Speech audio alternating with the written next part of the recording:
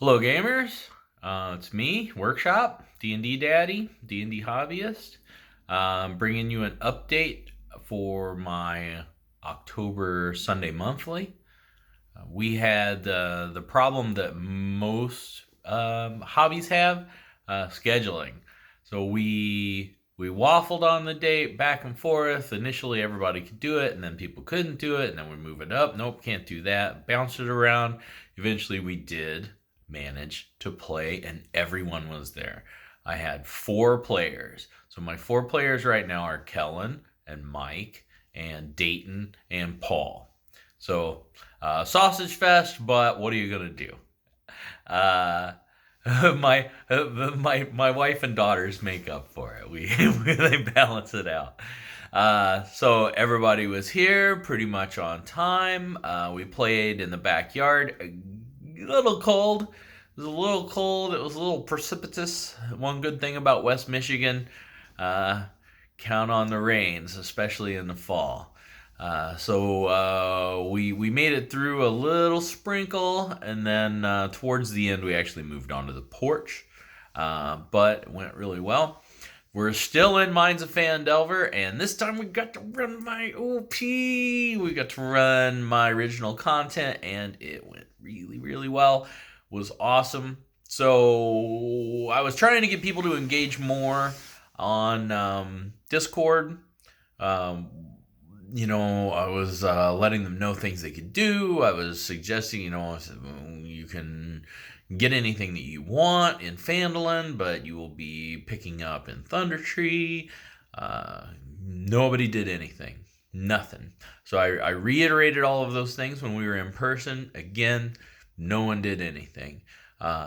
So I think these are just going to be kind of dungeon delving guys. They're not going to be like world building guys. So it is what it is. I can't all do what I tend to like to do whenever I'm a player. Um, so we rolled the random encounters. No encounters. They slid right through it. We started in Thundertree. They beelined right to the druid. The druid gave them the lowdown. They were really effective in conversing with the druid and letting him know what was going on. They dropped names. They did everything correctly. Like, they really endeared themselves. He gave them some granola bars. They fought some twig blights. They kept seeing the twig blights, but they weren't getting it. So like there was a little bit of anxiety, a little bit of tension. Then they fought a lot of twig blights, and we're like, holy cow, these guys are really easy. And then they fought another batch of twig blights, and the paladin basically soaked every attack, and almost like he was bloodied. Like I don't think he was in danger of going down exactly, but he soaked a lot of damage and had to heal up. Then they confronted the cultists. Um, had an interesting role playing thing with the cultists. I had at least one person say that they liked the voice that I used for the mage cultist, the one that was actually talking to everybody. Then they went and they fought ash zombies in the old smithy and I think some more twig blights. Then I did my green dragon interaction. So two of them hid at the bottom of the hill poorly. Two of them stealthed to the top of the hill where the tower was. They were sniffing around up there. The dragon ruled really well on perception and really well on stealth. So I had him basically sneak up on the people at the bottom of the hill. I had them re-roll their active perceptions, and the paladin, the one person, noticed the dragon. So I did basically a face-to-face interaction with the dragon. He was very confrontational, very confident. Early on, whenever the druid had mentioned the dragon, I had given them a survival roll, and I think all but one made a very easy survival roll, which was to tell them that the level 2 characters, the power level of the party, stood no chance against a dragon. From everything that they knew that they were, one shot, one kill with a dragon. Like, they had no chance of fighting a dragon. So I made that clear that it was character knowledge that they couldn't just charge in and attack a dragon. Like I said, we did that as soon as the druid mentioned the dragon at all. So the dragon basically shook them down for their loot, made fun of their loot and how pathetic it was, and offered them the chance to earn their lives, maybe. Like, he might let them go depending upon how much treasure they were able to reclaim from this fresh tomb. So he led them like a mile away to a fresh tomb. And this is the OP. Is basically just traps. So they went, the door was trapped. They found it, they disabled it, they opened it, they went inside. There were floor traps that would poison you. I just said, it was like 6-inch deep puddles of mercury on 10 by 10 tiles. So the tiles are like eggshell. They spotted most of them. 2 of them failed out of, I think there was like 6 or 8. 2 of them failed. So the artificer stepped in 1 and saved, basically got clear. The other one, the rogue, just basically fell into and was poisoned. They got to... Well, anyway, so they got hit by another trap. They rested. Whenever they rested, I allowed them to level. I said, the interaction with all the interactions in Thundertree and the interaction with the dragon was enough to actually push them over. So now they're level 3 in the dungeon, full hit points because they took a long rest in the hallway there. The idea to my OP is that it's a fresh elven tomb. Basically, a prince, a brother of the king, was interred here. Varunus Tagoranth. So it's like the typical tomb raid, right? But it's all brand new. So I'm describing everything as being clean, smells good. It's beautiful. The craftsmanship. The flowers, the prayers to Corellin and the entire elven pantheon. It is a Forgotten Realms. These are moon elves. Mike's character, the thief, is a half gold elf. So he could read everything and was familiar with a lot of it, but, he was from a different culture. So it was kind of interesting for him. So yeah, lots of traps. They basically, after they leveled, the paladin was able to remove poison, neutralize the poison that the thief had, so he was no longer at disadvantage, which he was all about. And then they got cursed. So same deal, the artificer and the rogue got cursed, and one of the other traps. So they got the loot, they got different things, they got art, and then right at the very end there was a mummy. And the interesting thing with this mummy is that he's been there a couple of months. He is beautifully preserved. He smells wonderful. He basically looks like an elf that's wrapped in dressings. They had pretty lucky battle with him. One of the traps, I almost TPK'd. So one of the traps blasted him as a glyph of warding explosive runes. Blasted everybody. It knocked them all unconscious except for the sorcerer. The sorcerer was the only one who made the save. That's right before they did the long rest to recover from that. So really exciting. They're they're high stakes.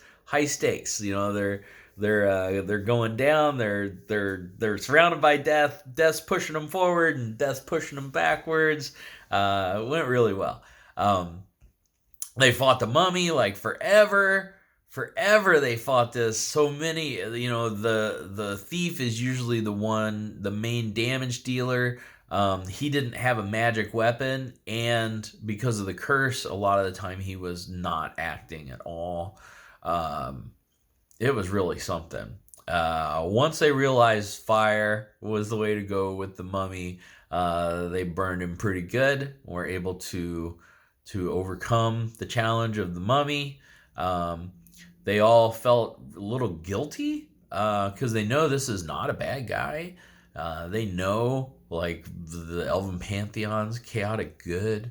Like everything seems good and nice. Like they're literally stealing from the dead and not like ancient dead that nobody cares about. It's like this is somebody's family. You know, we tied it all together a little bit with that. The paladin's really not like an adventuring. He doesn't want to kill anybody. He's a bit of a pacifist, and he keeps having to kill people and do questionable things. So he's kind of struggling with that. Yeah. I had one of the traps in here was a portcullis that needed +5 strength combined to lift. And I knew that the party all combined only had 3 or a 4. You know, I set it 1 above that. So in one of the houses in Thundertree, I had replaced. Oh, it was the giant spiders. So the giant spiders in the old store, I had replaced the potion of healing with a potion of giant strength. So they had the means to open the portcullis. You know, I was giving them everything that they needed, and they got through it. So their plan right now is to give literally everything in the tomb to the dragon. The art, ever smoking incense. There's some clothing. There's some jewelry. There's some gold. On the mummy was a necklace of protection and a ring of mind shielding, thought shielding, mind shielding, ring of mind shielding. So they want to keep the ring, which was kind of my plan. So they'll probably give the dragon the necklace. Oh, they gave the dragon the heirloom necklace. So they recovered the heirloom, happened to be an emerald. As though obviously the dragon really liked that when he shook him down the first time. So I'm sorry I forgot to mention that. So I don't know if they're going to give him the necklace of protection, but I think the plan is to use the ring of mind shielding and lie to him and hopefully not get caught. It only protects from magical lie detection, so I don't know that it's going to work the way that they think it's going to work, but that's a lot of fun.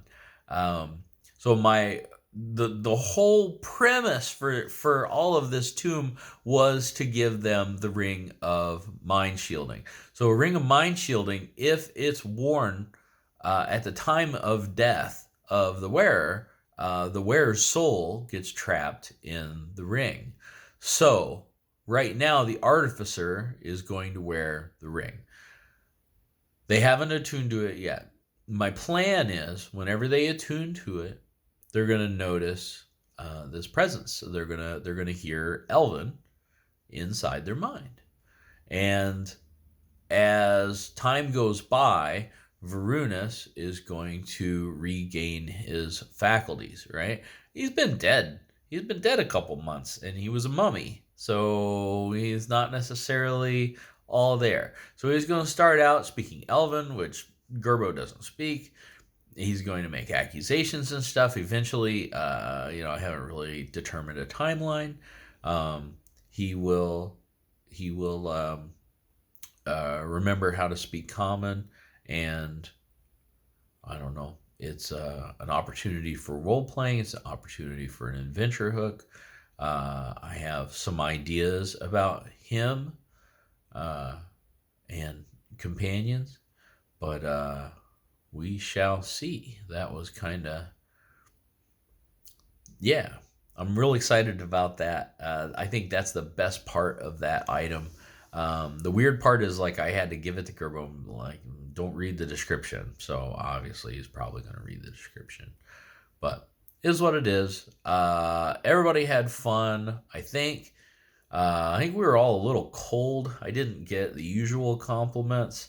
I did describe things pretty well. I kept it moving pretty well. A couple different times when they were talking to NPCs, like it would go on a little too long, and I would cut it off. So like when they were talking to the mage one time, it kind of stalled out at the end, and then no, it was the druid. When they were talking to the druid, it kind of stalled out, and he's like, "Here, let me get you some granola bars." It's like I would just pivot and move. The same thing with the dragon. It was like too much. He's like, "Enough questions. Like, it's time for you to die." Recover me loot, not die. You got to recover me the loot, and then you won't die. Probably. So that got moved along and probably could have been done a little more smoothly. I'm not really used to having people that just want to just go on and on and on asking questions. Usually people will do one or two questions and move on. So I think, again, that probably goes with the inexperienced gaming. Just kind of run it a little bit differently, or they don't know what's expected. So hopefully we're grooming them, then we're training them, kind of what I want, or the speed that's expected. So yeah, they're going to give everything to the dragon. Hope that goes well. I described everything, most things pretty well, at least a couple of different senses, the smell and sound and feel. Yeah, went pretty well. They pretty much have done everything in Thundertree, and we'll be moving on to Cragmaw Castle. So next session is in like 3 weeks after Halloween. We're gonna wrap up with the dragon. They may go start a fight with the cultists. We'll do random encounters, go into Cragmaw Castle, and we'll see how much Cragmaw Castle we can get through. And then I'm probably going to level them again after they finish Cragmaw Castle. So we'll be going into Wave Echo Cave at level 4. I think that's probably just a good idea. So that's kind of where we're at. Well, like I said, it went really well. I was really happy with it. It was nice having all 4 people, even though it was cold. I have a feeling the next session is going to be in the living room, which will be nice. I'll turn the fire on and stuff. So until then, game on.